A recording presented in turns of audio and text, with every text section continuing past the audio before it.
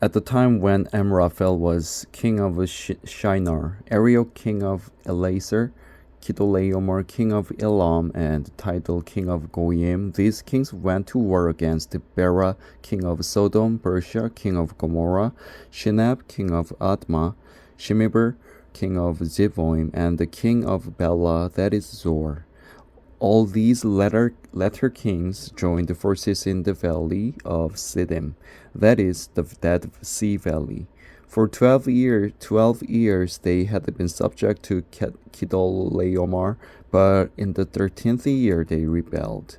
In the 14th year, Chedorlaomer and the kings allied with him went out and defeated the Rephites in Ashtaroth Karnaim, the Jebusites in Ham, the Ammites in Shaveh-Kiriathaim, and the Horites in the hill country of Seir, as far as El-Paran, near the desert.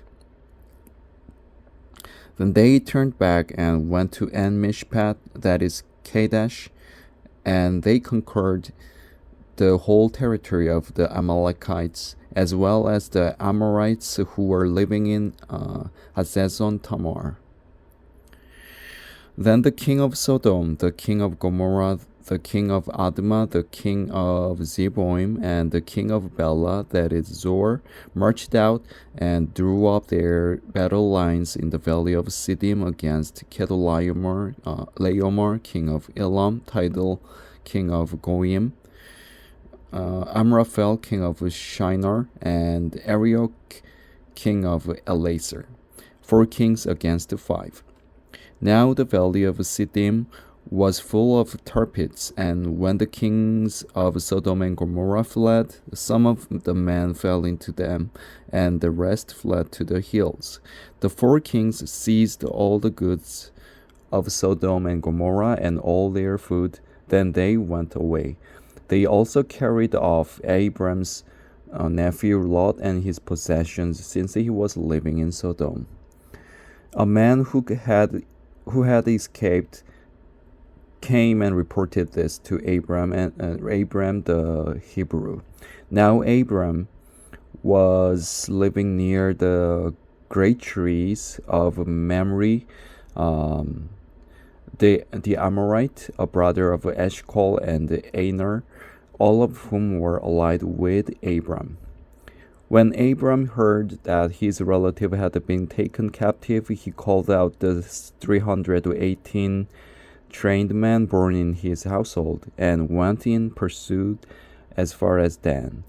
During the night, Abram divided his men to attack them, and he routed them, pursuing them as far as Hobah, north of Damascus. He recovered all the goods and brought back his relative Lot and his possessions, together with the women and the other people. After Abram returned from defeating Chedorlaomer and the kings allied with him, the king of Sodom came out to meet him in the valley of Shaveh, that is the king's valley. Then Melchizedek, king of Salem, brought out bread and wine. He was priest of God Most High, and he blessed Abram, saying, "Blessed be Abram by God Most High, creator of heaven and earth. And praise be to God Most High, who delivered your enemies into your hand." Then Abram gave him 1/10 of everything. The king of Sodom said to Abram, "Give me the people and keep the goods for yourself." But Abram said to the king of Sodom, "With raised hand I have sworn an oath to the Lord, God Most High, creator of heaven and earth, that I will accept nothing belonging to you, not even a thread or the strap of a sandal, so that you will never be able to say, 'I made Abram rich.' I will accept nothing but what my men have eaten, and the share that belongs to the man who went with me, to Aner, Eshcol, and Mamre. Let them have their share."